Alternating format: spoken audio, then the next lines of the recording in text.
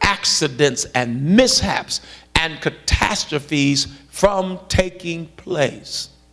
The law that God gives Israel, the law that he gives Israel, the purpose of that law, because they need to be governed. If God doesn't give us something to govern us, we get in trouble. If he gives us too much liberty, there's nowhere in the world you can stay in the church. There's nowhere in the world you're going to walk with God, you're going to serve God, you're going to live for God without discipline in your life. If God would have you can come to church and say, I'm accepting Jesus Christ as my personal Savior, I'm coming out of the world, and then turn right around and go back into doing the same old thing that you used to do.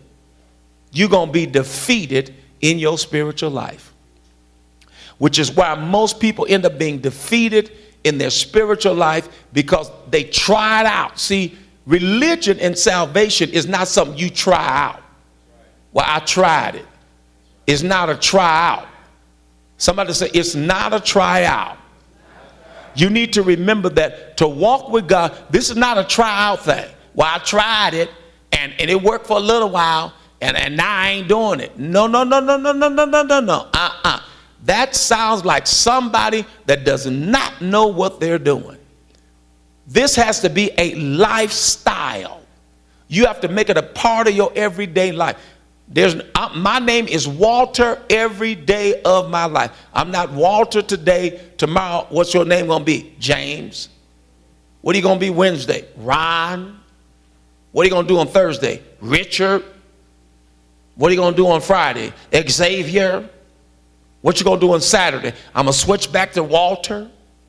What you going to do on Sunday? Oh, Sunday, I will be Walter, but Monday, I will be Darius.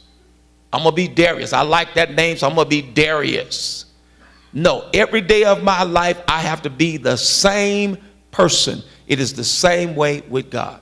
So we have the first 5 books of law. It is called the Pentateuch. Everybody say Pentateuch. It is the Pentateuch. Those are the 5 books of law. That's Genesis, that's Exodus. In Genesis, that's the beginning of creation. Exodus is the book of departure of Israel as a nation from Egypt. That's what Exodus is all about. That's just a summary. Leviticus, that's the book of atonement.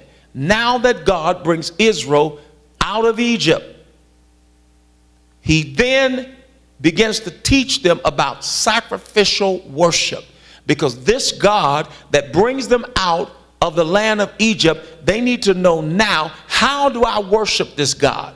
Because at the time, write this down, this is a good thing, write this down. At the time, because I don't have this on the screen, write this down. At the time that the book of Leviticus, at the time that the book of Leviticus is put in order, at the time that the book of Leviticus is put in order, make sure you put that down, because here's a gem. You know what you're going to find out?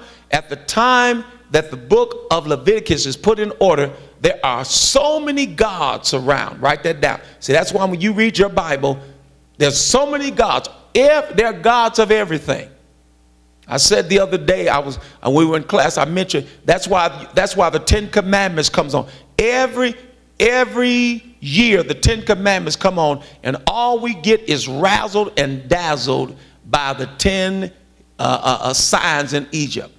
And who told anybody those signs happened? Because there were 10 false gods in Egypt. Write that down. 10 false gods in Egypt. So when God sends Moses down there to bring the children of Israel out, they are in bondage under Pharaoh. And Pharaoh even is supposedly a god. Okay? And so when he goes down there, it's a time of magicians. It's a time of enchantment. It's a time of casting spells. See, they believed in the supernatural, but not the supernatural God. It's like today, just like today. You don't see it as much, but at one time you could dial a 900 number and contact a psychic. And they would tell you your supposedly future. Y'all know that was on TV, right? I didn't ask you if you did it. I just said it was on TV. And it was a big money deal at that time.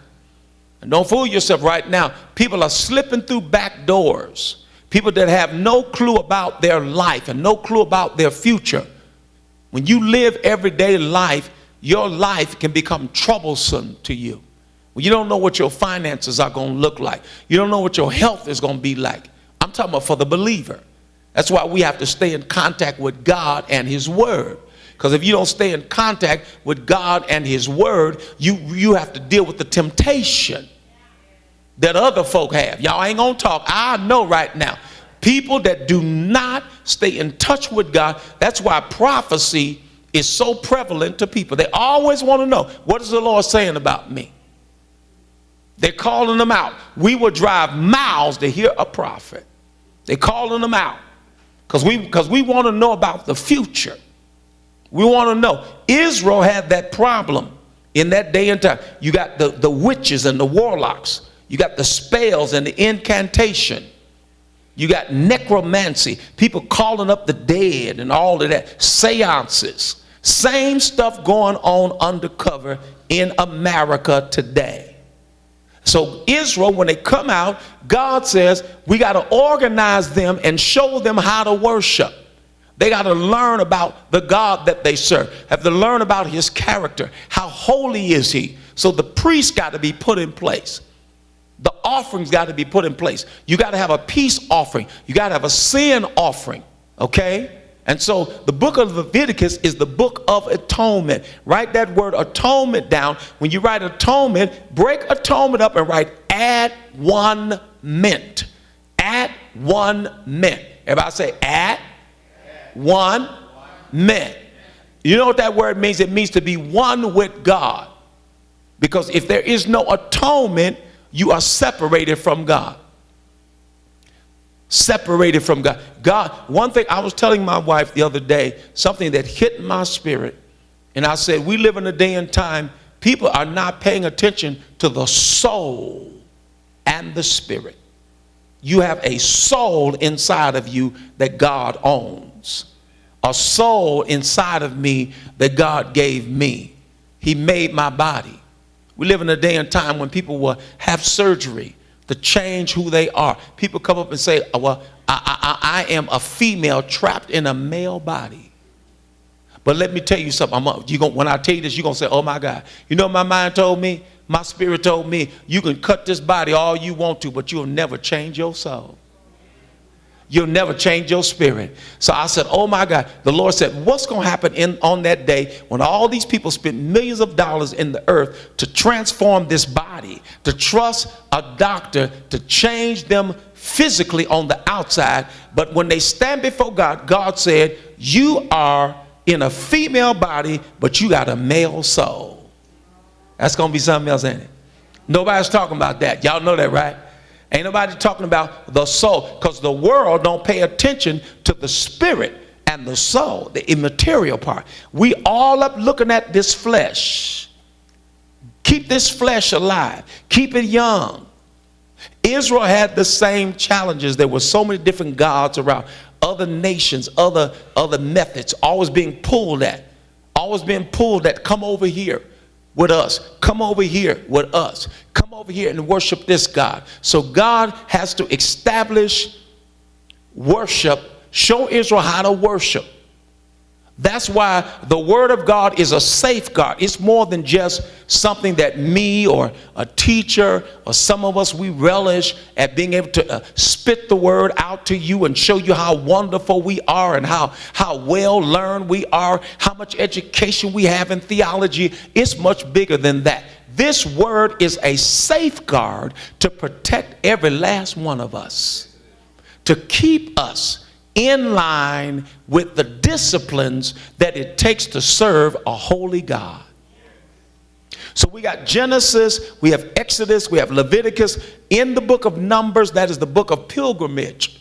What happens is in the book of Numbers, you can see all the different journeys that Israel has gone through. How would I approach the book of Numbers if I was going through a trial or a test or something, and I was like, Lord, I'm going through and I don't know, how am I going to get there? How am I going to make it? If I went into the book of Numbers, I could study the journeys of Israel, and I could see how God took them through different places and different circumstances and how he showed up for them. I could be encouraged by knowing I am a pilgrim. I'm going on a pilgrimage. I'm going through a journey. I'm going through a trial, or I'm going through a test. That's how you always do a comparison. You read scriptures based on where you are and based on what you need at that moment. The book of Deuteronomy is the book of preparation for possession. What does that mean? Israel is being taught how to prepare themselves to possess the land that God has told them about.